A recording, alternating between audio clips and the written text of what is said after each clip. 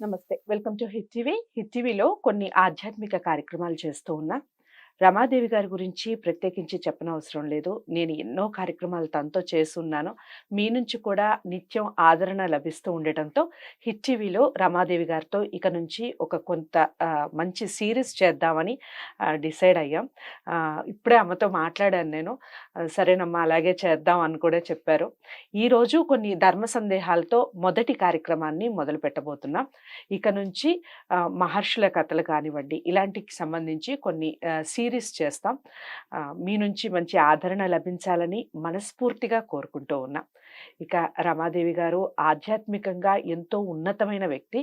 నిత్యం ఆధ్యాత్మిక సేవలో తన జీవితాన్ని గడుపుతూ ఉంటారు. తన నుంచి, తన మాటల నుంచి మనం ఎంతో నేర్చుకోవాలి. అమ్మతో మాట్లాడుతూ ఉంటే సమయమే సరిపోదు అనిపిస్తూ ఉంటుంది నాకు. ఇక కార్యక్రమాన్ని మొదలు పెడదాం. అమ్మ నమస్కారం అమ్మ. నమస్తే అమ్మా. ముందు హిట్ టీవీకి మీకు స్వాగతం. Thank you. ముందు ధర్మ సందేహాలు కార్యక్రమం మనం ఇందాక మాట్లాడుకున్న కార్యక్రమం మొదలు పెట్టేటప్పుడు మాట్లాడుకున్నట్టుగా మహర్షులు అనే కార్యక్రమాన్ని వచ్చే వారం నుంచి మొదలు పెడదాం.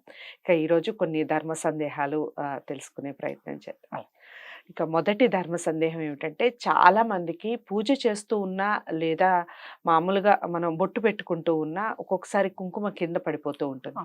పసుపు కూడా అలాగే కింద పడిపోతుంది. దానివల్ల ఎలాంటి అరిష్టం ఉంటుంది? పరిహారం ఏమిటి చెప్పండి? పరిహారం ఏం లేదు, కానీ అరిష్టం అనేది ఏం లేదు. ఇప్పుడు భూమాత అంటున్నాం. ఆవిడ అడిగిందేమో, చేయి జారిందేమో, పడిందేమో అని అనుకోవచ్చు కదా. చాలా మంది మహిళలు భయపడిపోతారు.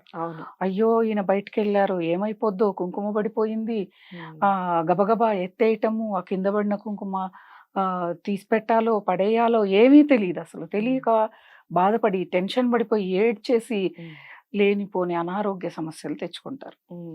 ఎందుకు టెన్షన్ పడాలి? ఇప్పుడు ఒక్కోసారి మన చేతిలో బలం ఉండకపోవచ్చు, లేకపోతే కుంకుమ భరిన ఏదైనా నునుపెక్కి ఉండొచ్చు, అప్పుడు జారి పడుతుంది. జారి పడింది భూమి మీద. భూమాతకు మనం పసుపు కుంకాలు ఇచ్చామని ఎందుకు అనుకోం మనం? అలా అనుకుంటే మనకు సమస్య లేదు కదా. అసలు మనం భూమాతని ముక్కుతున్నాం కదా. నిద్రలేస్తూనే పాదం కింద పెట్టే ముందు భూమాతకు నమస్కరించే పాదాన్ని కింద పెడుతూ ఉన్నాం. ఎన్నో పూజలు చేస్తాం. రైతు పంటలో పొలంలో పంట వేయాలి అంటే భూమాతకు పూజ చేసి పొలంలోకి దిగుతాడు. మరి అప్పుడు పసుపు కుంకుమ అన్ని ఇస్తాడు కదా అమ్మవారికి. మనం నాగలి పట్టేటప్పుడు కూడా పూజలు చేస్తాం. నదీమ తల్లికి పసుపు కుంకుమ సారె కూడా ఇస్తాం. అవన్నీ భూమి మీదనే ఉన్నాయి కదా. మరి భూమాతకి ఇచ్చాము, భూమాత నా దగ్గర నుంచి స్వీకరించింది, ఆమె కావాలని అడిగిందని మనం మానసికంగా స్థిరంగా నిశ్చయంతో ఉన్నాము అంటే మనకి ఏ సమస్య రాదు, భయమే లేదు అసలు. అమ్మా నువ్వు అడిగావా, అందుకే నేను ఇచ్చానేమో ఈరోజు అని అనుకున్నాం అనుకో, భూమాత సంతోషిస్తుంది.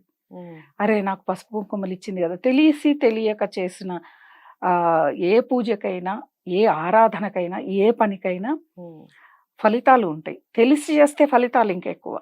తెలియక చేసిన ఫలితాలు ఉన్నాయంటే తెలిసి చేస్తే ఇంకా ఫలితాలు మనకి ఎక్కువ. అంతే. ఇప్పుడు ఎన్నో కారణాలు ఉండొచ్చు. ఇప్పుడు మన చీరే తగలొచ్చు కుంకుమ భరణికి. లేదు అక్కడ మనం పెట్టడం సరిగా పెట్టక జారిపోయే కింద పడేటప్పుడు కూడా రకరకాలుగా అలా పెట్టేసుకొని స్టార్ట్ టైం అయిపోతుంది కదా అన్నట్టుగా స్టార్ట్ చేస్తాం, పడిపోవచ్చు. ఇలా మనం ఆలోచించాలి. కానీ ఎప్పుడైనా ఎవరైనా కానీ ఏదైనా తప్పు జరిగినప్పుడు మనదేమైనా తప్పు ఉందా అని ఆలోచిస్తే వాళ్ళు కరెక్ట్ వేలో ఉన్నట్లు. లేదు నేను చేసింది తప్పు కాదు అని ఎవరైతే ఉంటారో వాళ్ళు మూర్ఖులని అర్థం. అలాంటిదే ఇది కూడా. ప్రతి విషయానికి కూడా మనం మన సనాతన సాంప్రదాయంలో ప్రతి పద్ధతికి భయపడిపోతే కష్టం. మనం ఈజీగా తీసుకోలేవు. ఈరోజు ఇది జరిగిపోయిందా, కానీ ఇలా జరిగింది ఏమో మరి ఎందుకు ఇలా జరిగిందని వదిలేసి మన పని మనం చేసుకోవాలి. కానీ కొంతమంది ఆడవాళ్ళు వంట చేస్తూ పని చేస్తూ ఇదే ఆలోచనలు ఉంటారు. అయ్యో పడిపోయింది, అయ్యో పడిపోయింది.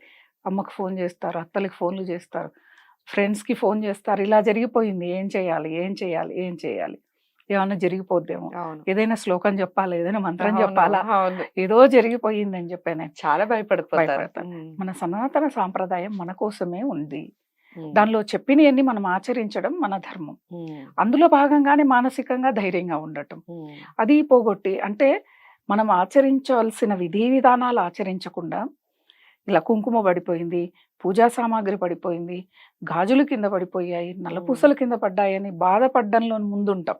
ఉమ్, ధర్మం ఏం చెప్పిందో నడుచుకోవటానికి వెనక ఉంటాం మనం. ఉమ్, ఆ ధర్మం ప్రకారం మనం నడుచుకుంటే అసలు ఏమీ కూడా ఉండవు. ఉమ్, ఒక్క మాట కుంకుమ, పసుపు అంటున్నాం. కుంకుమ, పసుపు వచ్చేవరకి దక్షిణాదినే వాడతారు. మీరు ఉమ్. గమనించండి, ఉత్తరాదికి వెళితే వాళ్ళ కుంకుమ పెట్టుకునే సాంప్రదాయం ఉండదు. సింధూరం ఒకటే పెడతారు. అవును. ఉండదు. ఉమ్, మరి వాళ్ళకి కుంకుమ ఇచ్చాం. వాళ్ళ ఇంట్లో కుంకుమ చేయి జారి కింద నేల మీద పడింది. వాళ్ళు మామూలుగా ఎత్తేసి పెడతారు. వాళ్ళకేం జరగలేదుగా. ఉమ్, జరగదుగా. ఏ ప్రాంతానికి ఆ ప్రాంతం సాంప్రదాయం ఉంది. మనము సమీక్షించుకోవాలి. ఓహ్! వాళ్ళకి లేదు, మనకి ఉంది. మనకి ఇలా పొరపాటున జరిగింది. వాళ్ళకేం కాలే, మనకు ఏం కాదు అని అనుకోవాలి గదా! ఉమ్. అలా ఉండాలి కానీ, పసుపు ఒక్కోసారి పసుపు కాలికి గాయమైతే పెడతాం. కింద పడుతది. అవును, అవును. మరి అప్పుడు కింద పడ్డట్టు కాదా? యాంటీసెప్టిక్ అని వాడుతూ మరి ఉంటారు అంటే పసుపుని. ఆరోగ్యానికి అంటే ఎన్నో రకాల జబ్బుల్ని తగ్గించేది పసుపు. అందుకే ప్రతి కూరలోనూ మనం పసుపు పసుపుని వేస్తాం. వేస్తాం. ఎందుకు? కడుపులో నులిపురుగులున్నా, అల్సర్స్ లాంటి పుండ్లు ఉన్నా కూడా ఆ ఆహారం అంబడి ఆ పసుపు వెళ్ళి మాన్పిస్తది అని. అలాగే చర్మ సౌందర్యానికి కూడా పసుపు వాడతారు. ఎన్నో ఆయుర్వేద మూలికల్లో కూడా ఈ మూలికలతో సమానంగా ఈ పసుపును కూడా కస్తూరి తీసుకుంటారు. పసుపు వాడుతూ ఉంటారు. అవును. అలా వాడాలి. అలా మ్మ్. మనం ఆలోచించాలి గాని, పడిపోయిందని భయపడి, బాధపడి, ఏడ్చేసి, టెన్షన్‌లు పెట్టుకొని, ఏం జరిగిందంటే భూమాత కూడా బాధపడుతుంది. ఓకే. అయ్యో! నా మీద నేను అడిగితే వచ్చిన ఈ కుంకుమ పడిందని ఏడుస్తోంది అని చెప్పి ఆవిడ బాధపడుతుంది. కాబట్టి మన కోసమే ఏదైనా పెట్టారు. మన కోసమే చెప్పారు ఏదైనా. మన ఆలోచనలో ఉంటది ధైర్యం అంతా కూడా. ధైర్యంగా ఉంది అనుకోండి, కష్టం కూడా దగ్గరికి రాదు, వెళ్ళిపోతుంది. అయ్యో! వీళ్ళు ధైర్యంగా ఉంటారు, మనం దగ్గరికి వెళ్ళకూడదు అని చెప్పాను. భయపడే వాడి దగ్గరికి ఈజీ. ఇప్పుడు ఎవరైనా కొట్టడానికి వస్తే మనం ఆగిపోతే ధైర్య సాహసే లక్ష్మి లక్ష్మి అంటే. అంతే. కొట్టడానికి వస్తే మనం ఏమనకపోతే వాడు కొట్టి వెళ్ళిపోతాడు. తిరిగి నాలుగు కొడతాను రా అంటే వాడు వెళ్ళిపోతాడు. అంతే కదా. సమస్య అయినా ఏదైనా పరిస్థితి అయినా అలానే ఉండాలి.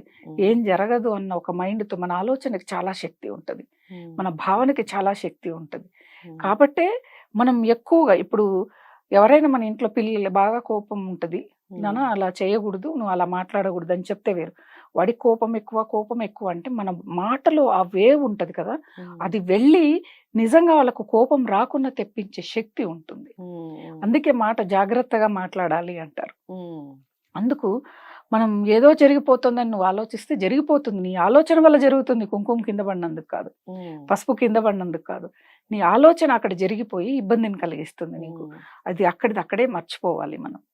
మన ఆలోచన శక్తినే కరెక్ట్ గా ఆలోచించాలి. ఇంకొకటి సుమంగళి అయిన స్త్రీకి అవే ప్రధానం కాబట్టి పాడేవారికి భయపడతారు. అది సర్వసాధారణం. అవును. అదే మన టీనేజ్ గర్ల్స్ పెద్ద లైట్ తీసుకుంటారు. సుమంగళి స్త్రీలు బాగా పెద్దవాళ్ళు అయితే ఇంకా ఎందుకంటే అయ్యో ఏం జరిగిపోతుంది, నేను రోజు ఇంత పెద్ద బొట్టు పెట్టుకుంటాను, ఏం జరుగుద్దో అని భయపడడం, ఏడవటం, చాలా నానా హంగామా చేసేస్తారు. అలా చేయటం వల్ల ఇబ్బందులు రావడం తప్ప ఇంకా మనకు రాని సమస్యలు కూడా మన ఆలోచనతో తెచ్చుకున్నట్టు. మన ఆలోచనకి భావనకి అంత శక్తి ఉంటుంది. అలా అని నేను చాలా సార్లు అవతల నాశనం అవ్వాలని అనుకున్నా అండి, జరగలేదు అంటే అట్లాంటివి జరగవు. అది ఎవరు తలరాత ఏ విధంగా ఉంటుందో ఆ విధంగా జరుగుతూ వస్తుంది. మనం దాన్ని దృష్టిలో పెట్టుకోవాలి. చాలా చక్కగా వివరించారమ్మా. చాలా మందికి ఉపయోగపడే ఇన్ఫర్మేషన్ ఇది.